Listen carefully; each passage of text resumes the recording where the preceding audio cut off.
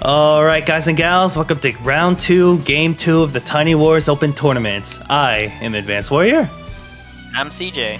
And today's game we have player 1, Sonja the Superior, aka Master of Math, playing as Forsythe. Forsythe's zone boarding costs 50, zone radius of 5, and doesn't gain any energy. It's already at the maximum CO zone. That's all the cartridge COs could potentially reach. Day to day, all units in the CO zone, plus 20% offense and plus 20% defense. And because Forsythe does not gain any energy, he has no powers. Yep. And on the bottom right, as blue is washed up, Fog player cjlim2007 playing as Tinker. Tinker's a weird one. If you watched the other CJ game, you would also have seen Tinker before. Tinker has standard boarding cost of 50%, starting zone of 4, and zone expands at a weird interval of 20, 40, and 60. The day-to-day is just the boost of 10 offense and 10 defense to all units in the zone, and the CO power is at 30 energy cost, so like half the normal price, and all units gain plus 40 offense and minus 10 defense. This is one of the only, if not the only, CO whose CO power is not just like, or at least the boost is not just the day-to-day expanded. So Tinker's Tinker's like a glass cannon type of CO. Yep, and a quick mid-video edit. I am so sorry. I don't know how I messed that up. Alright, so Sonja Superior Forsythe versus cjlim washed Tinker. Yeah, that's how we go. So, Forsythe, I can kind of see the idea of Forsythe. I would especially want to see the CO zone boarded in the 2-base side, where they have a lot more units for them to enjoy that 20% from that huge CO zone. Yeah, that makes the most sense. Sometimes on this map you would see a CO boarded defensively, as in the 1-base side. But the reason for that is generally because it gives your opponent a little bit more. How could I say this? There's more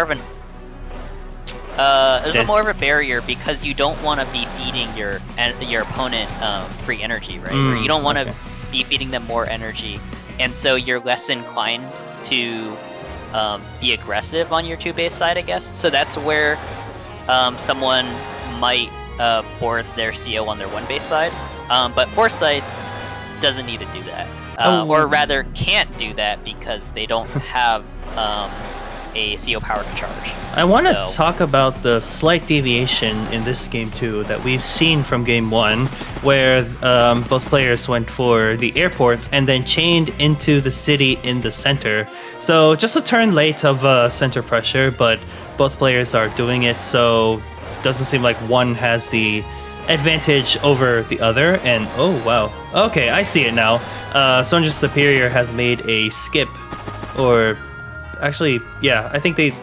I'm sorry, I missed it, but yeah, capturing 2 cities in the center simultaneously, already putting a bit of a pressure, but looks like next turn CJ is going to get 1 city this turn, next turn is going to get the other city, if the bike isn't so punished through such heavy terrain. And looks like we got the 1-base side Tinker Recon. I love mobility on COs with such a high CO zone size. Allows them to like actually get those little bonuses that the CO might enjoy. Yeah, I was mainly trying to go for I guess pressure in the center early, and I messed up my bike placement there on the left. I was like kind of annoyed about this, because I literally knew that there was a danger, and then I completely forgot about it when I made my turn.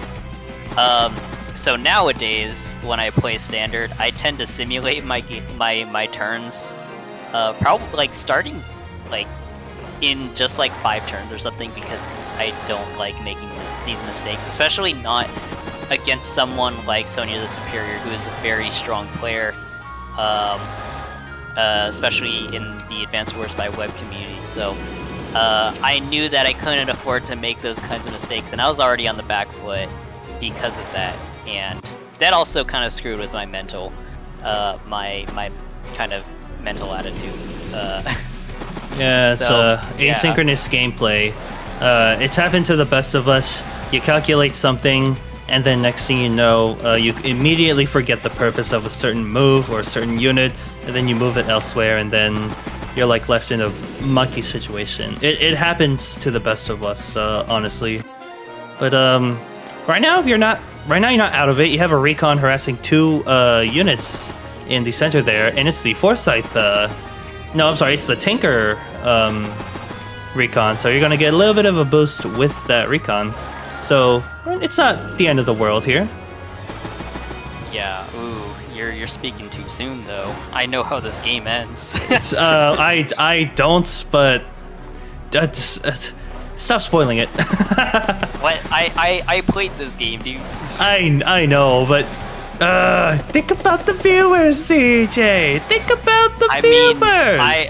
Anyways, so that was a blunder, and you'll see why.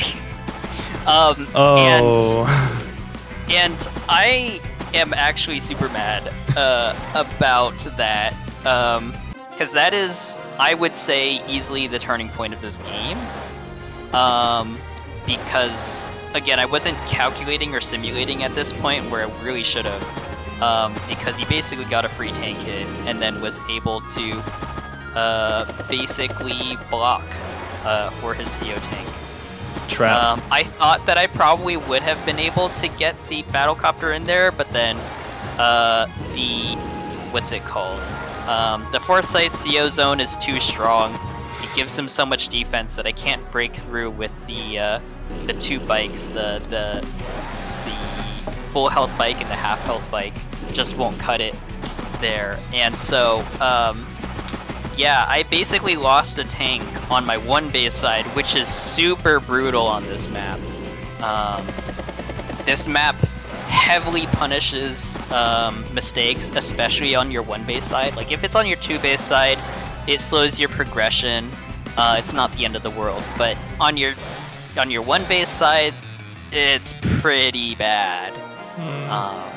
So at this point, it wasn't looking good. I actually told Advanced Warrior at this point in the game, I was like, oh man, I think I'm gonna resign, because I do not think I have play here.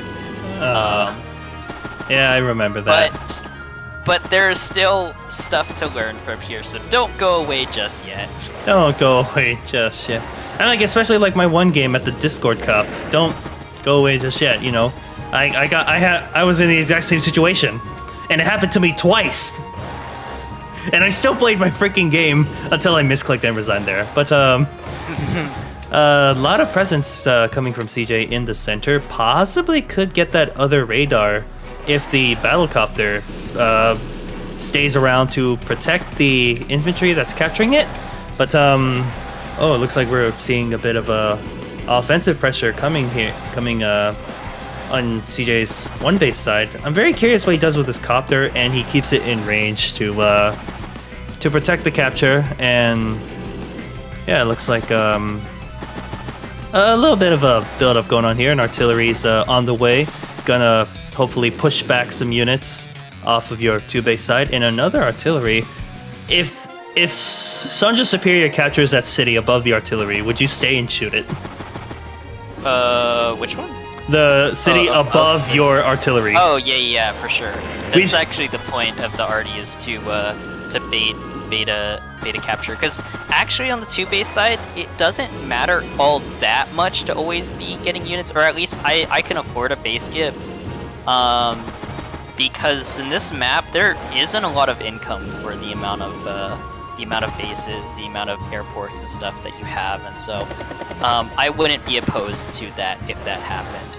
But he doesn't go for that, which is fine, I guess. Very calculated retreat. Beginning to respect your 2-base side and lets you get that radar. Hopefully you should feel good about that. Yeah. I think at this point I was trying to push back just a little bit, see if I can get anywhere with this. But like there are on the right side, there are just so many tanks. There's AAs coming in. There's a lot of blocking infantry and things that I know he'll be able to use, and so I know that I'm gonna have a tough fight. But like more likely than not, I'm probably going to lose it. I did have an income advantage, I think, by 1 or maybe 2, but dude, that CO zone, that 2020 is brutal. I do so little counterattack damage, it's ridiculous. It is Days of Ruin defense, but it's still a very terrifying stat to deal with. Yeah, just, man, this game was so annoying for me, because I know Master Math is such a good player, and it's just hard to capitalize on anything because, like, I mean, he doesn't actually leave really much open. Yeah, there's not a lot that I can capitalize on. Here, I was getting really aggressive with my CO. I think that, yeah, I think I calculated here that I could probably lose my CO unit, maybe it was next turn, I don't remember, but I was just gonna risk it all because I didn't really have much else going for me anymore. Like, I mean, I still do have income advantage, but I don't think I can hold back his forces on the right side long enough for it to really matter. Risk it for the biscuit. Alright, let's see here. The side gets exposed. 1, 2. Yeah. That tank survived though. Yeah, it's that Forsythe CO zone is so annoying. It's so strong. It is very strong. And yeah, your tank isn't trapped. You could free it, but yeah, that's yeah, I could free it, but then I don't think. Yeah, I calculated like basically these turns from like 3 turns ago and onward, like very extensively. And there were basically calculations that I would do decently, but I wouldn't be in a winning position or anything. I would basically just survive, which just generally wasn't gonna cut it. But yeah, again, I'm still surviving as I predicted in my calculations.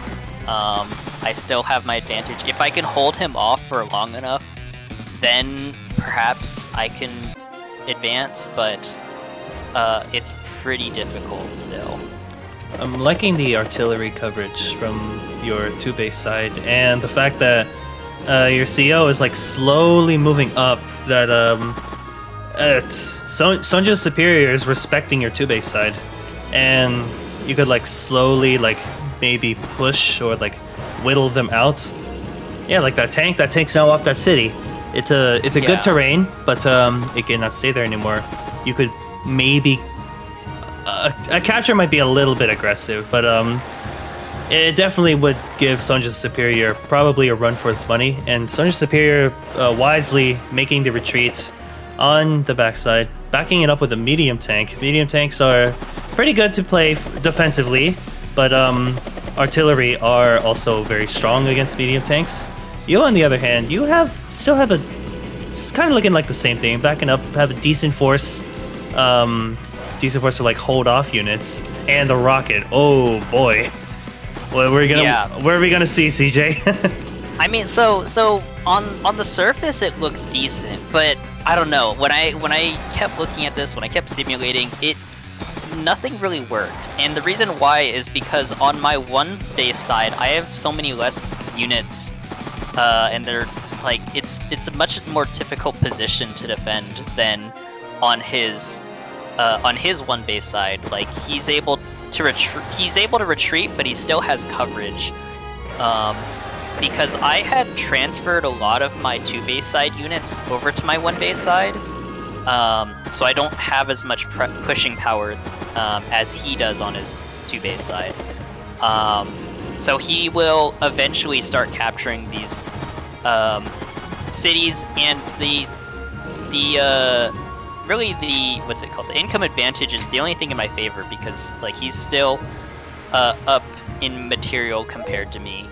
Generally, it's not by a ton, but it's also not.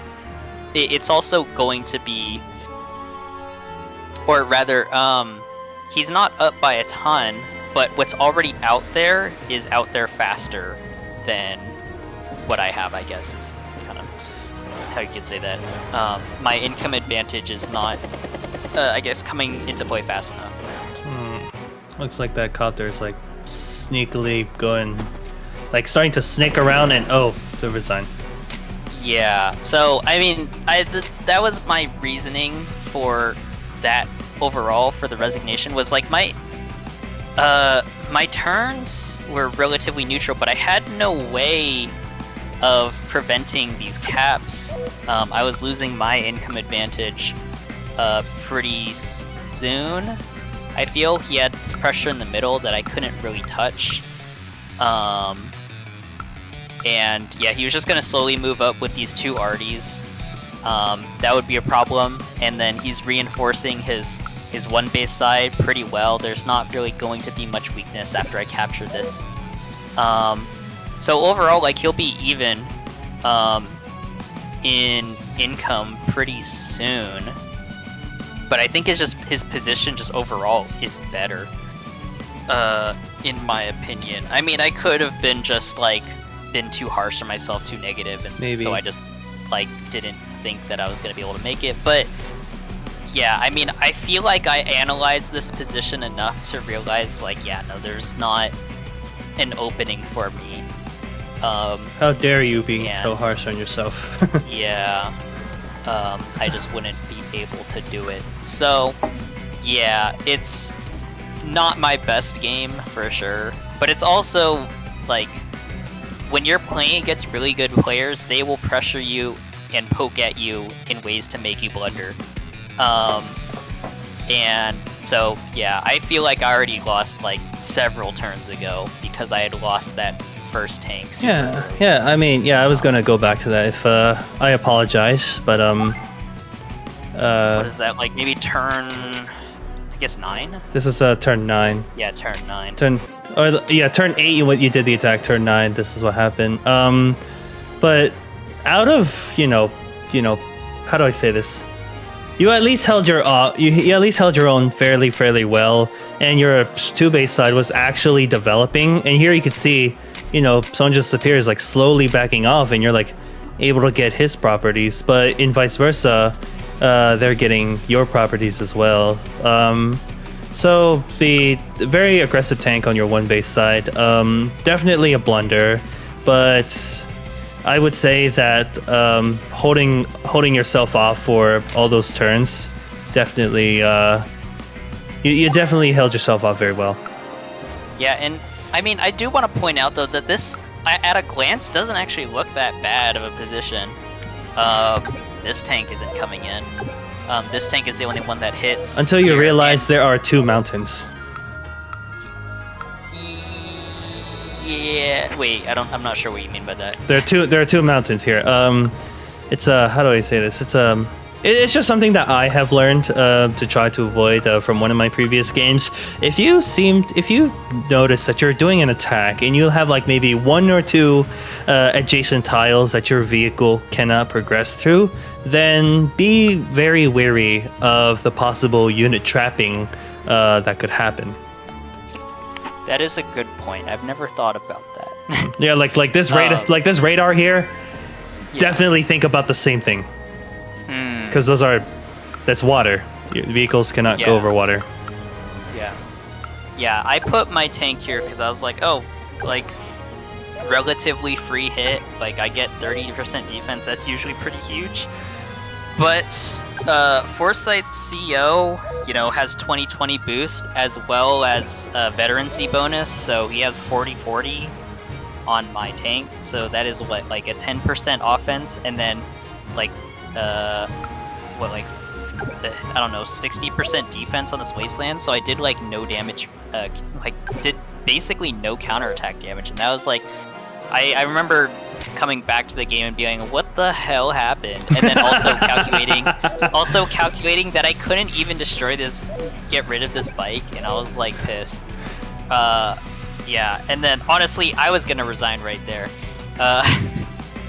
But yeah, again, like, yeah, this move doesn't look that bad on the surface because this B-copter is covering, but like he had all these bikes and stuff that I wasn't accounting for.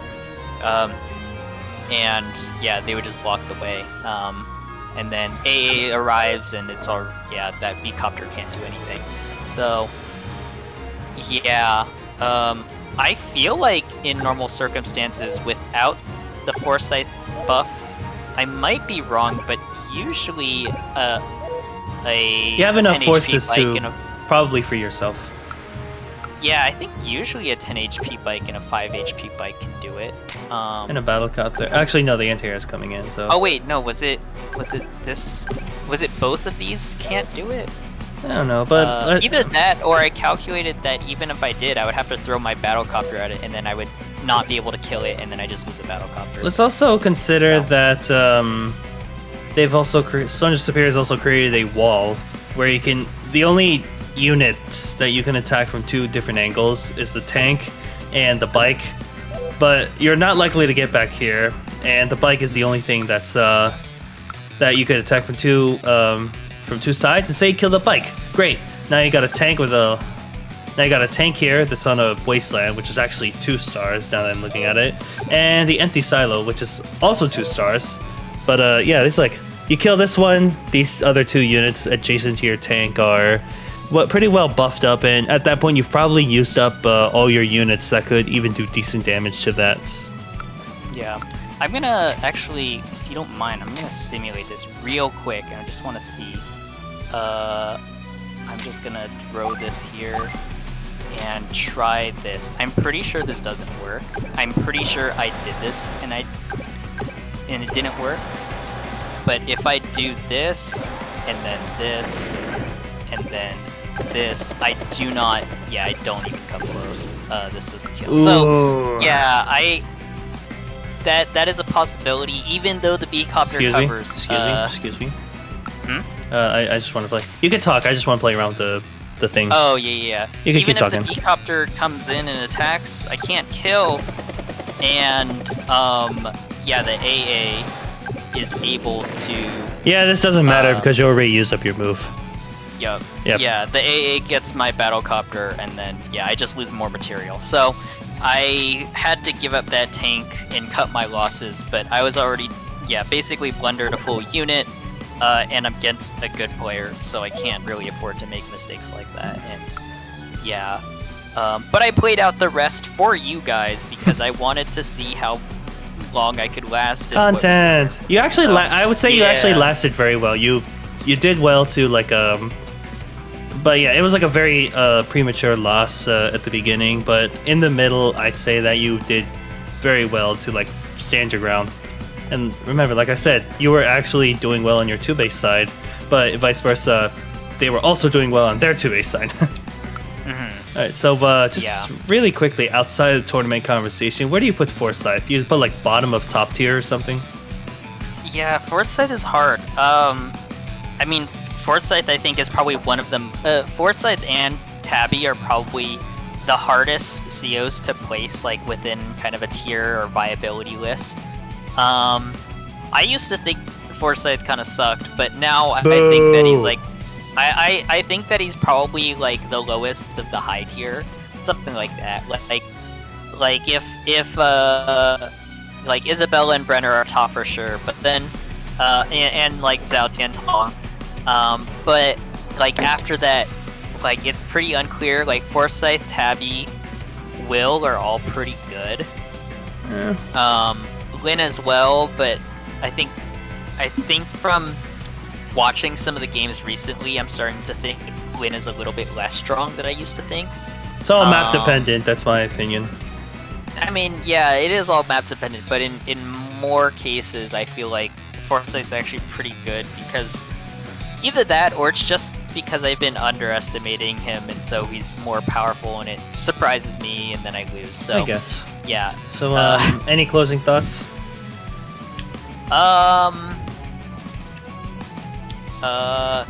Do I have closing thoughts? I mean, I guess if you were watching this tournament to see how I do, well, I guess it's over for me. But but this tournament goes on, and still a lot more good games, a lot better players. A whole lot more me. to watch for you guys. Yes. I still think you're good, CJ. Yeah. I'm not just saying that because what you're else? my friend. Yeah, I don't know what else I have to say really. But yeah, don't blunder early. Don't blunder that use early. Simulations. Use simulations.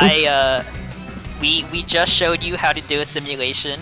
For example, if you were looking through a replay, just like what we were doing, you can go to that menu and you would find the simulation. That's how you kind of do it. That's how you can find out that you can try a move, you think it's your best move, and then you find out it doesn't work and that you've already lost. Damn. All right, guys and gals, thank you so much for watching round 2, game 2. SonjaTheSuperior moves on to round 3.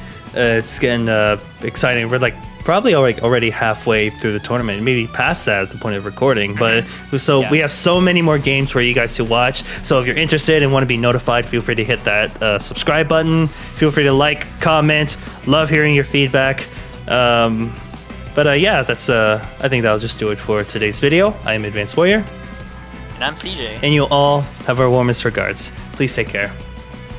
Thanks for watching. Ciao, ciao.